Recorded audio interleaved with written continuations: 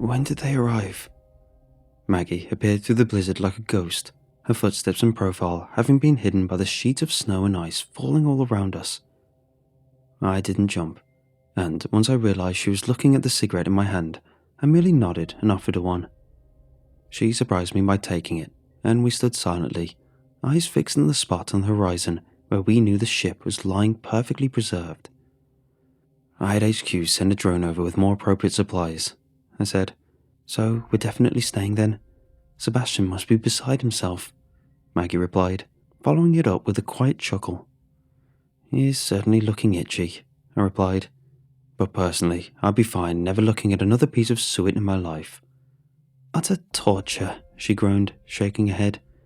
I've been jogging 10 miles every morning since I was 17, but these last few days have been something else.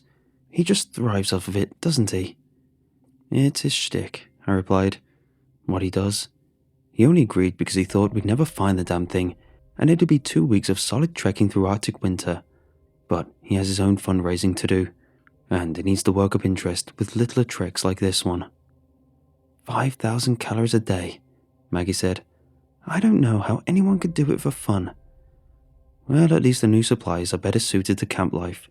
Plus, I gestured with a cigarette in my hand as it burned down to the final few embers.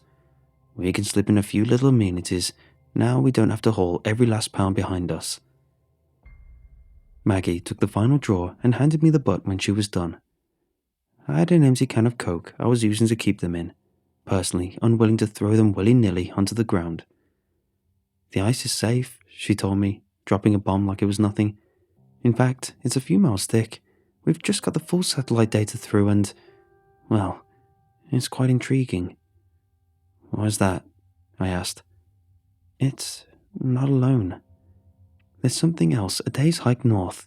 Hard, hollow, and big. I wanted to double check before I told you. It's certainly a very odd finding. Well, we've got the ship to explore for now, I said. If Sebastian feels like it, he can burn off some calories checking out the second signal.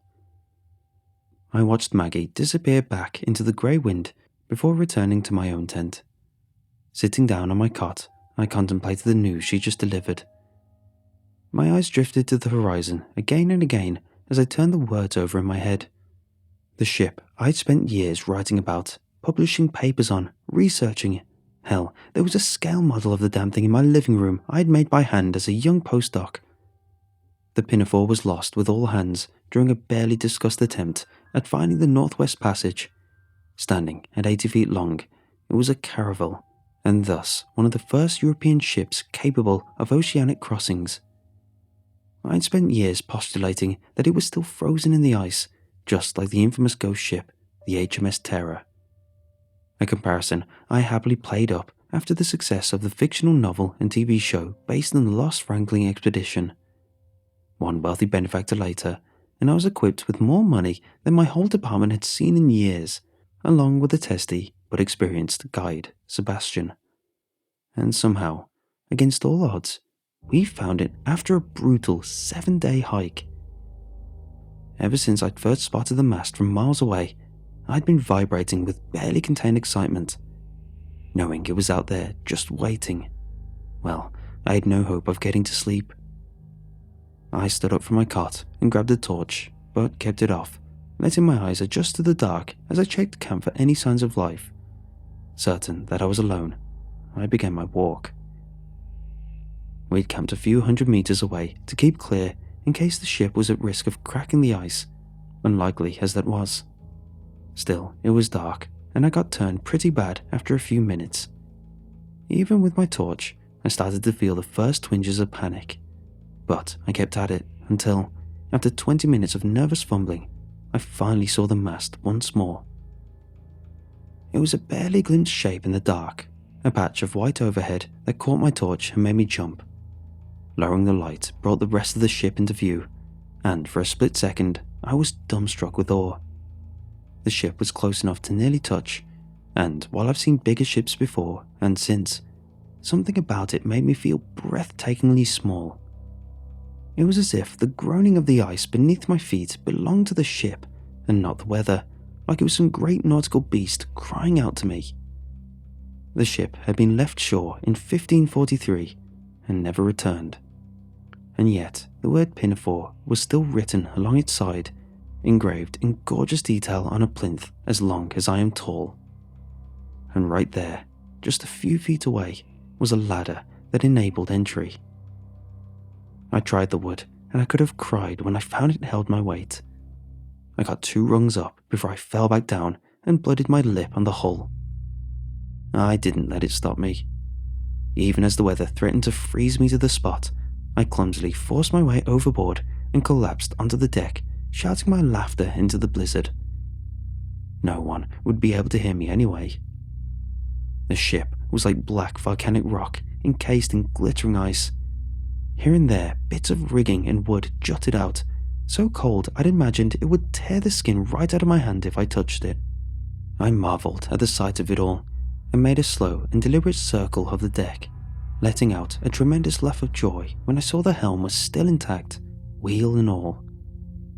I thought I would stop there, but as the minutes ticked on, it wasn't enough. And when my foot caught the trapdoor that led to the below deck, I found my hand moving towards the latch before I'd had a single conscious thought. It wasn't easy to open, taking maybe an hour or 2, but all things considered, it wasn't as hard as it ought to have been. And when the door finally slammed open, landing on the deck with a terrible thunderclap, it revealed a set of steps descending into total darkness. At the sight of it, I felt a small catch form at the back of my throat. The rigging of the ship had been snapped, the beams and masts broken and gouged, the wood splintered. I was walking into a tomb. The Arctic is an alien place, the geography profoundly different to what we're used to. Great obelisks of glistening white rock rise meters into the air, walls of snow lie ready to collapse, and the landscape rendered in pure blank white appears to the human eye as faintly abstract, almost surreal. The ground is not solid rock, but floating ice, and below it lies one of the most hostile and unknown oceans in the world, an ocean that is forever cut off from sunlight. I took one last look around at the starlit deck and descended into the ship, the roaring wind fading to a whistle as I ducked below. The stairs led to a small hold with a single corridor that carried on to the fore of the ship, where I knew I'd find the captain's quarters. My intention was to head right there and ignore the little things along the way, except what lay in wait for me in the hold was no little thing. I screamed when I first saw the head. It was a gaunt, eyeless, leathery thing, twisted into a frozen grin of pain. A gnarled hand reached out towards me, and I let out another shriek and fell backwards, sending the torch spinning out where it finally settled on the monstrosity before me. The scream died as I realized slowly that the thing was not moving, and it was not a single thing.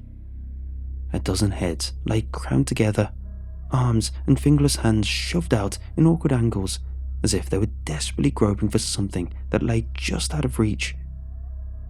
It was a pile of bodies, their limbs and torsos interwoven in a bone-breaking display of torture and mutilation. I let the mortal terror drain away, but lost all desire to stay for a moment longer. I grabbed the torch with quivering hands and turned back towards the way I came. That was when the hatch slammed shut, and I found another scream of terror rising in my throat. "Couldn't have called me," Craig said as I sat shivering under a fur blanket. I was clutching a small cup of hot coffee, which Craig had supplemented with a shot of brandy when no one else was looking. I thanked him with an appreciative nod. "You know I would have given anything to be there with you," he added. "Then you're not as stupid as he is," Maggie said, stepping down onto the ice as Sebastian started to follow her. "If I hadn't wanted another cigarette, I would have never realized you were missing. You'd have been trapped in there all night with that thing." Craig looked at Maggie, and she nodded. "Oh my God," he said. "I've got to go look." "Let him," I said, just as Maggie went to stop him. She rolled her eyes, but let him go, and Craig rushed off, catching Sebastian just as he took the final step down from the ship. "This could have gone so much worse," she said, expecting no reply. I imagined that would be the end of the matter, and I looked up eagerly when Sebastian sidled up to join the conversation. I owe you a bit of an apology there, David, he said, looking a little too pale around the edges.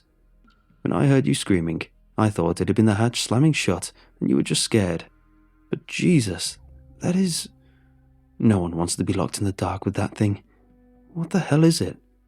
The crew, I suggested. Shame we didn't bring any biologists with us. Your toys can help with that, right? Sebastian said. You've got drones coming and growing so often we could set up a department store. We can take samples and return, maybe set up a video feed, Maggie replied. As a meteorologist, I definitely feel a little out of my wheelhouse. What about you? She asked me the last part, and I tried to think of whether anything I've ever encountered came close to what I saw in the hold of that ship. When nothing came to mind, I shook my head. One screwed up Christmas tree, Sebastian said with a dark laugh, and I felt a shiver come down my back at his words. It really had resembled some kind of tree, and I filed the thought away in my head, hoping it wouldn't pop back up the next time I put my own tree up in my living room. Hey, he cried, maybe you can hook the drones up to it and just fly the whole thing back to town. Sebastian really didn't like the drones. If he'd had his own way, he'd have had us doing the expedition with dogs and seal fur boots, just like his ancestors. That reminds me, I said. Maggie has something to show you. I think you might like it. We were told the worst thing to do was touch or move it, so we didn't. The mountain of frozen flesh and withered bone was obscured from view with some makeshift curtains Craig threw together, and we carried on working like it wasn't there. Craig and Maggie took photos and made an inventory of every object we could find, carefully labeling and categorizing each tongue and blade for later expeditions. I tried to pore through these items to find something that might give a clue to the ship's final fate. A dozen or so men crewed the ship in its prime, including a surgeon, a cook, a smith, and a cartographer. We found faded broken letters that spoke of mothers and wives, small figures sculpted from whalebone, and ancient bottles of home-brewed spirits stashed away under pillows. The ship's surgeon and resident scholar even had quite the collection of shells that he'd carefully label.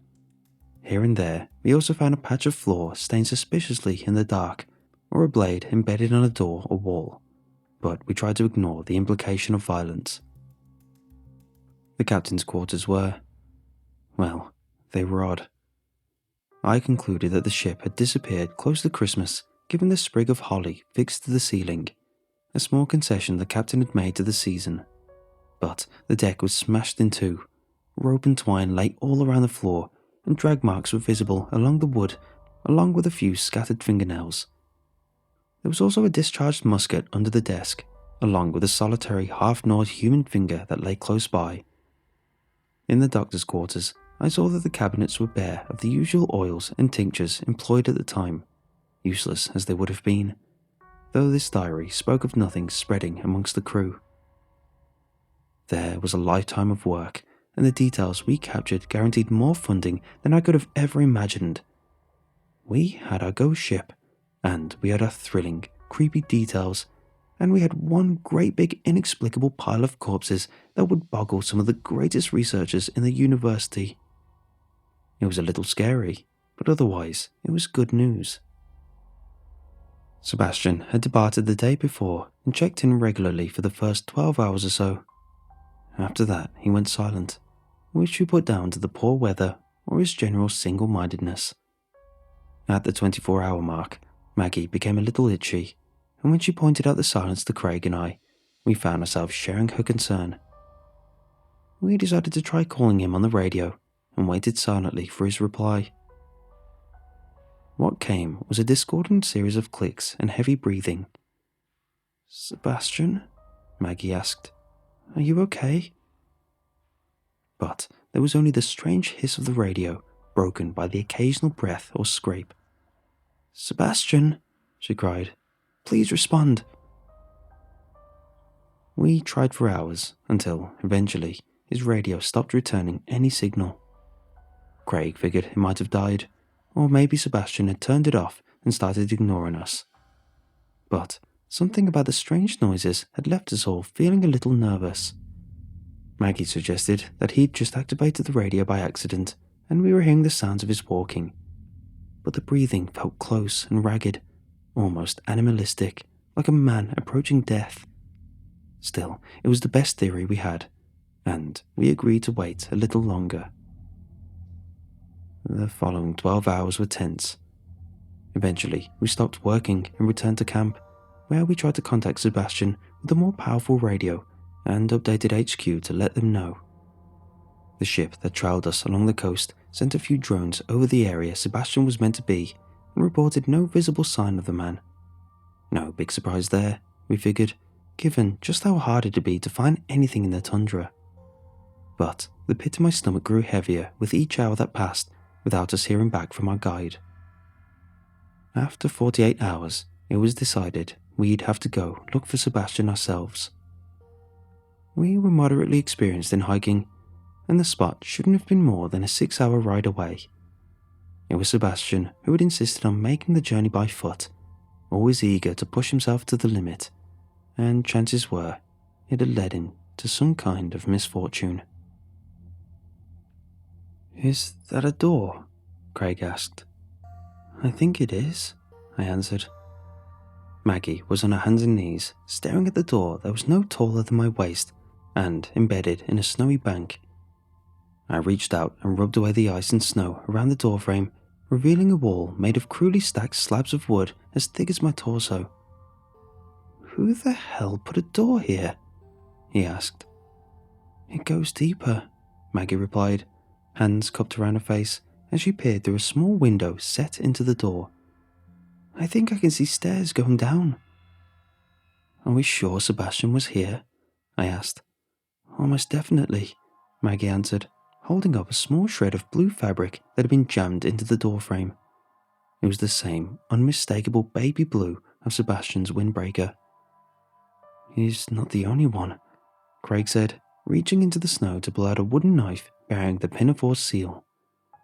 "It looks like our ancient explorers came this way as well, and I don't think it ended well." I took the knife and noticed the faint trim of rust-brown red splattered along the edge. "We'll have to mark our path for the future," I said, "and GPS tag this whole area for full excavation at a later date." Maggie nodded and took the knife to add it to our inventory while Craig and I worked on opening the door. It took a little effort, but quickly popped open and swung inwards with a spine-tingling squeal. The building had a roof so low that we had to duck. The beams above us were rough-hewn trunks with still visible bark preserved by God knows how long spent in the Arctic tundra. It was like a makeshift cabin, the kind of thing you'd find in the Canadian or Nordic wilderness. It had the sturdy appearance of Viking construction, and Maggie noted a few strange runes stitched across the inner doorway that I couldn't translate or properly recognize, but they seemed faintly familiar nonetheless. The room itself was a good 20 by 20 meters with a worktop that ran along 3 of the walls. Maggie shuffled over and picked up one of the stools that was tucked neatly under the countertop, and, holding it up, she showed it to be no bigger than my forearm. "What the hell?" she muttered. "Is this a joke?" Craig cried, calling our attention to a small wooden object he held in his hands. It was a hedgehog, or a carving of one, with little wheels instead of legs, so it could be rolled along the ground. "Could be some kind of fetish," I mumbled, swallowing a knot of anxiety in my throat. "It's a bloody toy," Craig cried, laughing at the ridiculousness. "Is this some kind of prank, Dave? Is this some messed up PR stunt by the university? Because if it is, I'm not going to be happy." "I don't know what it is," I said, "but I'm not in on it, and if any of you are, I'd appreciate you saying now." "Sebastian, maybe?" Maggie said, a quiver entering her voice. She was holding up one of his shoes, the fabric half torn and the inside splashed with still wet blood. "Maybe this is all his doing. He was assigned to us by the university." I knocked a fist against the wall, and I realized I could shatter my hands against that wood and not put so much as a dent in it. "Seems elaborate for a prank," I said, We should work on the assumption that Sebastian needs our help, and if this is a joke, we can kick his ass afterwards." "Amen," Maggie replied, and together we walked towards the nearby stairs. Footprints were visible in the thin layer of snow that had drifted into the building over the years, and we knew that if Sebastian was near, then he must be somewhere below.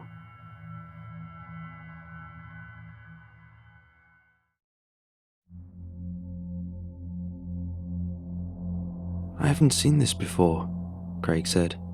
"This kind of material." He was holding a toy horse crudely put together out of basic cylinders and squares. The material that covered it was a velvety sort of leather that was strangely soft despite the ice-cold temperature. He turned it over in his hand, and we both noticed a faded blue patch. I watched him squint at it for a few moments, when I reached out and gestured for him to put it down. "What is it?" he asked, ignoring my suggestion. "It's Erasmus," I said, my voice a little hoarse. "The patron saint of sailors. You should put that thing down." "Why would someone paint that onto a toy?" "They wouldn't," I replied, "but they would almost certainly have tattooed it onto the arm of a 16th century sailor." His eyes went wide, and he dropped the toy with a disgusted cry. "Bloody hell," he cried. "That's not all," Maggie said. "I think this is bone." She held up a small carving of baby Jesus, no larger than my thumb, made out of a yellowing ivory. "Any guessing as to where it may have come from?" "Many Arctic cultures make carvings out of seal bones," I suggested. "How many of them make bloody toys in a workshop built for hobbits?" Craig cried. "Am I the only one who wants to pin the tail on the donkey and make the connection here?" "Do you have any ideas?" Maggie asked, looking over towards me. I shook my head. "Maybe an old European colony?" I said. "Someone came out here to try and, I don't know, some religious fanatics maybe? Someone who wanted to recreate the myth." "Out of human skin?" Craig asked. "And where the hell is Sebastian?" The floor we were on was busier than the last, crammed full of desks and tools and woodworking and carving, many of which lay strewn about the floor. Somewhere below us the walls must have collapsed, and that was where the ice was coming from, and the snow that covered the floor was noticeably thicker here than above. We found no signs of Sebastian, except for some signs of disturbance amongst the snow that led, once again, to another set of stairs descending into darkness. "That bodes poorly," Craig muttered. Sebastian's ice pick was embedded in the floor up to the hilt. A few strands of hair were still threaded around the blade, along with some coils of rope identical to the kind in the pinafore. "As does that," Maggie said, gesturing to the Christmas tree. Not only had the toys in this part of the building grown more demented, depicting men with huge phalluses and women tearing their breasts open to reveal ribs and lungs and hearts, but an ancient, withered tree stood dominating in the center of the room. Its limbs were decorated with withered black prunes and charcoal rope that would have been familiar to anyone who's seen what centuries of decay can do to frozen human remains. The baubles were organs, the tinsel intestines, left out to freeze dry over centuries of exposure. One of the baubles, however, was fresh, making red velvet slush of the ice below. "What is it?" Craig asked. "I think it's a kidney," I said. Steam was rising from the still dripping piece of offal that sagged from the tree branch. It's still warm, too. "The eyes on that doll," Craig said, swallowing nervously in the cold. "Do they look familiar to you?" I turned to the toy he was staring at, its haunted face lit up by the intense beam of his torch. Its expression was remarkably well carved, seeming almost lifelike were it not for the obvious coloration of hardwood. The eyes, however, were far too human, and the irises a crystal blue that was, indeed, quite familiar. Unable to ignore his curiosity, Craig reached out and gently poked the glassy orbs. Only, they weren't glassy. They were soft, and Craig's finger came away with a faint trickle of viscous fluid that lingered on his skin. They're still warm too, he gagged. Oh God, they're his. They have to be. We did, eventually, find Sebastian. He was alive in a sense, although on his very last breath. He had been cracked open like a turkey and left to air in the freezing cold. His skin and bones were pulled apart with expert precision, his face a pallid mask of terror. He was conscious, but could only wail and cry. Blinded and terrified, he initially tore his hand away when Maggie reached out and took it. He was nude, seconds away from freezing to death, and Craig almost draped his coat over him instinctively, but stopped at the realization it would be resting directly on top of his exposed chest cavity. He was alive for no more than a minute as we crouched there. He did not speak, no matter how often we asked our desperate and frightened questions. The only sense we got of what he was going through was the relief that passed over his face when he finally died, as if he had awoken at last from a terrible nightmare and was free of the terror. I thought old Nick was a saint, Craig said, wiping the snot and tears from his face after we'd all had a good cry. If this is his workshop, it's a pretty screwed up place. Could be some lunatic who's settled up here, Maggie said. Some serial killer with a demented Christmas fixation? Doesn't explain the sailors, I replied. The knife by the door, the tree, the toys so clearly made out of the remains. How could that be a serial killer? So, what are we saying exactly? Craig asked. Santa's elves went off the straight and narrow? Is that it? What the hell does any of this even mean? Doesn't matter, Maggie replied. We need to get Sebastian back to the base camp, and we need to get the hell out of here ASAP. Sebastian might not be an option, I said, looking over the still steaming remains of his corpse. I don't know about you, but I don't want to spend another second longer in this place, and as awful as this might seem, we have to weigh up our responsibilities to the dead against our responsibilities to the still living. You mean us? Maggie said. Yes, I nodded. I mean us. We won't help him by hauling him up 4 floors and across 15 miles of open Arctic tundra, but we can at least make our lives a little easier by getting on with it and calling in help as soon as possible. What are we going to tell them? Craig asked. We'll figure it out, I replied. We returned to camp a few hours later, taking a few of the less terrifying artifacts for testing. The ride back was a silent and eerie affair, and Craig mentioned more than once that he was thankful it was still light.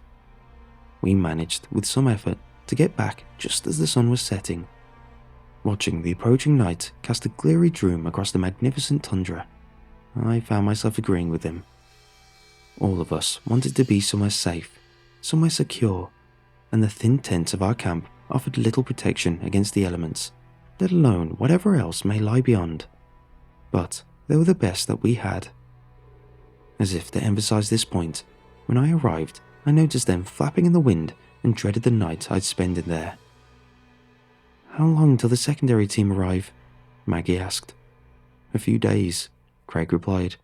We could ride out ourselves using the snowmobiles, but I don't fancy my chances without Sebastian, not to mention. He left his words hanging in the air. I knew what he wanted to say, not to mention whatever else may be out there. It's going to be a long wait, Maggie said. It is, I replied. We all spent the night in the same tent, listening to the storm pick up, until it felt like we were on an island, alone in the endless dark. At one point, we were awoken to the sound of something outside, and we waited carefully until it stopped.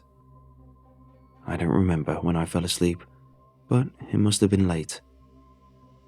I couldn't have slept more than a few hours before Maggie was shaking me awake to the blinding light of morning. David, she cried. Craig's gone. He's gone. I can't find him anywhere.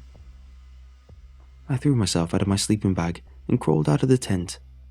In one swift movement, I took in the destroyed equipment and torn open tents.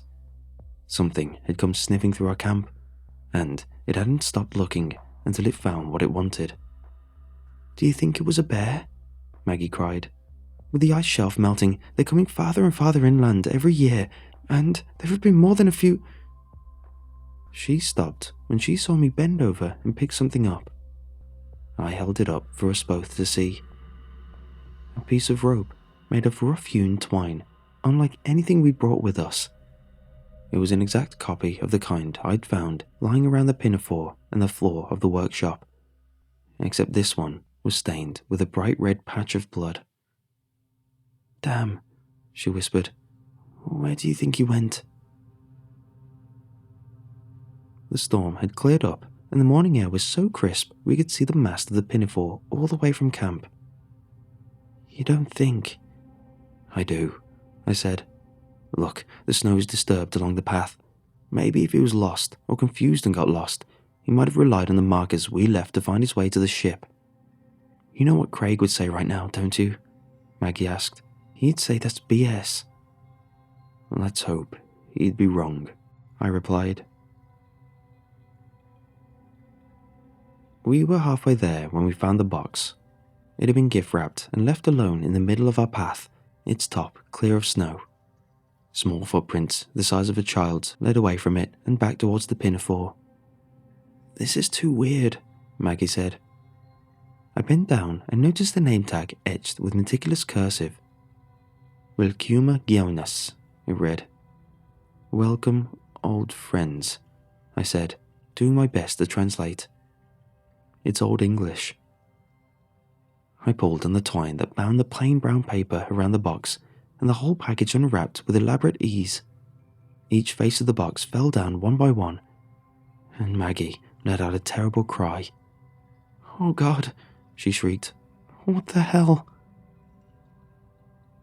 It was Sebastian's head, his mouth stuffed with blood-sogged straw, while his hollow eyes glared at us with terrible pain. Craig, Maggie cried, her hands cupped around her mouth as she yelled into the open door of the pinafore's deck. Craig! There were no more gifts lying in wait for us aboard the ship, and no sign of our friend on the deck. At one point, I nearly told Maggie that he was probably in the hold, where it'd be safe and warm. But the words died in my throat. I couldn't keep clinging to such a hopeless idea. Come on, I said weakly. Let's head down. The hold was unchanged since we were last aboard. The pile of corpses entwined in a desperate orgy of violence still stood over everything else in the room. Something about the eyeless faces burned its way into my skull, and once again I wondered how exactly they'd suffered such a horrible fate. Maggie and I were silent in our search for Craig. I couldn't bring myself to cry out for him, and neither could Maggie. It felt useless, and some part of me kept telling myself to stay small and quiet, hidden from view. Don't call attention to yourself, it said. Don't cry out. We checked each one of the ship's rooms, every quarter, every hold, every cupboard and closet, until, at last, we both converged on the captain's quarters, and our breath caught in our chests as we noticed the door wide open. Craig's clothes were in a pile a few meters past the threshold. Craig! Maggie cried, rushing forward. I nearly joined her, but at the last second, some flicker of motion stopped me. Before I could warn her, she was on the other side, reaching down. The door slammed shut, and by the time I reached the door, a distance that was barely 2 meters, she was screaming in unmistakable pain. It was a gibbering howl of terror and agony that filled me with such horror I could feel the corners of my vision blur and turn black. My muscles became weak, and my stomach damn near fell out of my ass. As it was, I could feel a warm stream of urine trickle down my thigh and calf. I wanted to push on. I wanted to slam into the door with all my rage and strength and rescue my friends. But my legs betrayed me. They screeched to a halt, and before I even realized what I was doing, I turned on my heels and was fleeing the other way. The strangest plan formed in my head. I can't say how or why it came to me, except that in the end, it was probably the only thing that saved me. The pile of corpses, as horrifying as it was large enough to allow entry in some places. One place in particular came to mind. A small nook, barely large enough for a person, But I went for it, sprinting into the room and crawling on my stomach backwards so as to slide underneath a mountain of rotten bodies. The feel of ice-cold fingers sliding along my trouser leg, hooking on pockets and poking my chest and back was enough to nearly make me cry out. And when one of those fingers broke off and lay resting on the back of my neck, turning moist and clammy from the warmth, I had to fight to keep myself from vomiting. I managed to wrench a few arms free of their place and cover myself as best as I could. And then I lay there, suddenly aware of the terrible, deafening silence of the ship. The weight of my decision to flee settled in during the long seconds, and I was forced to reflect on the pee that was still soaked into my underwear. I could have been there hours, or maybe just minutes. In the scheme of things, it was but a moment, although it didn't feel like it. Eventually, something sounded out from the corridor, and I heard the terrible squeal of a door swing open. Awful voices spoke in an ancient Germanic form of Old English, turning my stomach with a sound of phlegm and inhuman cadence. Whatever I saw move past was not a human. I can say that for sure. But neither was it in my field of view for long enough for me to say what it was. I think there may have been two. I'm not sure. I may have blacked out, because the next thing I remember was Maggie's face, glaring at me with terror. She was gagged with straw, just like Sebastian had been, and her eyes had been brutally carved out. Except, unlike Sebastian, she was sweating and shivering, occasionally letting out a small, trembling cry of confused pain. I know it's impossible, but I swear she was looking at me. I swear she knew I was there. She started to thrash, and it amused the captors. One of them approached the seizing body and, still laughing, bent down to stick a small, red bow to her forehead. It muttered something to its friend, and together they hauled her towards the ladder. I couldn't see what happened next, but I never saw her again. There was no sign of her in the ship or anywhere else. There was some rope lying on the deck, and I imagine she was bound and hauled up to be taken back to the workshop. I was there for 2 days, and eventually hypothermia got the better of me. By the time the second expedition arrived and pulled me out, screaming in terror when I'd first cried out at the sounds of their voices, the bodies around me had started to freeze to my skin. It tore away like duct tape, leaving long stretches of black, necrotic flesh lying beneath. 2 fingers on my left hand were gone, 2 on my right. I still have respiratory problems, and my remaining fingers have lost all but the most basic coordination, which, at the very least, has put an end to my smoking habit. My story wasn't exactly met with the warmest reception.